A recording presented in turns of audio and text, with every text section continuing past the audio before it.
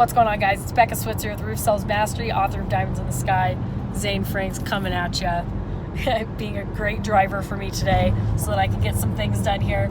But we were actually talking about, it was funny, we got in the car today, and Zane just got back from a trip where he was driving all the way to Wisconsin for a wedding, and on the way, he just leased a new vehicle, so like his temporary plate is like the piece of paper, that hangs on there, and he passed a cop, and on the way, and he's like, well, I'm not doing anything wrong, I'm fine, but the cop like pulls over to the left lane.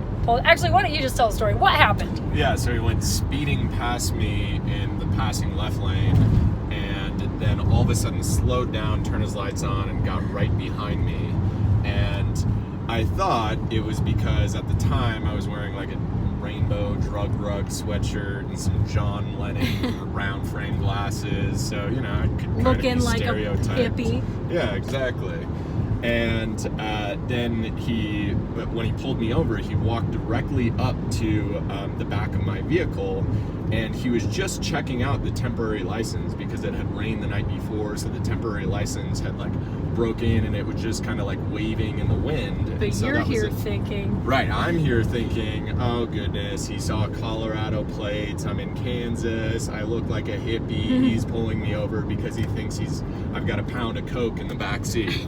And the reality was, he just had me buzz down the window, didn't even ask for my license, just said, hey, your tag on the back, I just wanted to let you know, I don't know where you're headed here. I just told him Kansas City. He's like, great, once you get there, if you could just tape it up a little bit, I just wanted to let you know. And just a really nice gesture on behalf of the trooper, but here I was, kind of stereotyping him as a state trooper, thinking that he was pulling me over because I was from Colorado, looked like a hippie, and said, oh goodness, here we go, he's going to search my vehicle. So don't assume the worst. Yeah, so it was just funny because earlier before he left and got in the car today, I was thinking about like a topic to talk about, and I'm like, one thing that I'm trying to work on in my life is not assuming the worst, and humans tend to do that. We want to think that we're positive and things like that, but when something happens or something it doesn't feel right, we want to assume the worst. And so here Zane is in this situation thinking, oh great, I'm getting profiled and this guy's going to be looking for a reason to haul me in, right? But really he was just actually being super cool, didn't even ask for license and registration, just said, hey, just let you know, like, we don't want that thing to fall off, you kind of need that. And we need to do this in our life in general. I'm very guilty of it.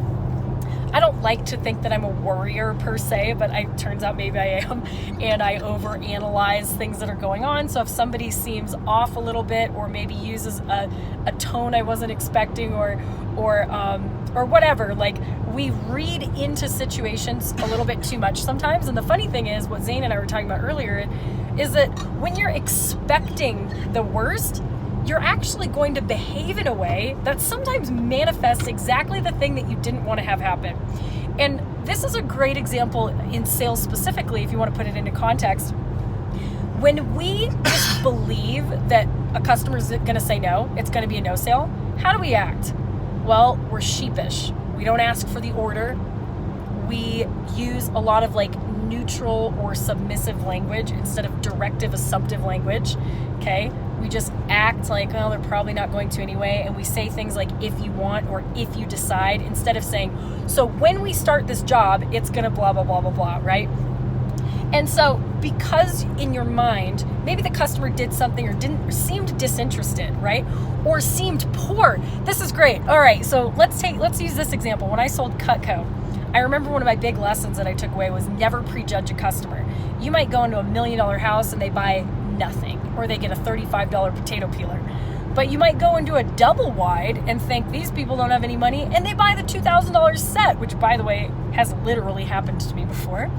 But if you go in and you think, well, I'm assuming the worst here, they don't look like they have any money, this is a waste of my time, you're not going to give them your full sales presentation. You're probably going to go through the motions and just assume. You might not even ask for the order, and therefore you might get the outcome that you didn't want in the first place because you assumed that it would happen. You assumed the worst and you actually manifested that. You manifested a no sale, right?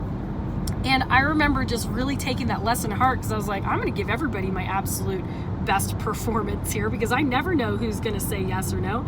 And that happened to me many times.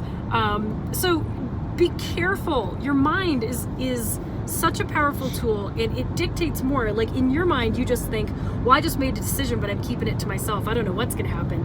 But once you've made that decision, whether you realize it or not, the way that you're acting, your body language, your speech, how you're talking, how interested you are, what you say, what you don't say, how you say it, is all affected by that.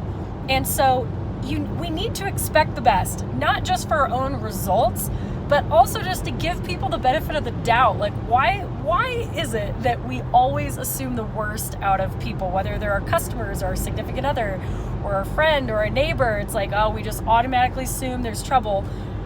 Let's try to do better with that. I definitely need help doing that, and I work on it every single day.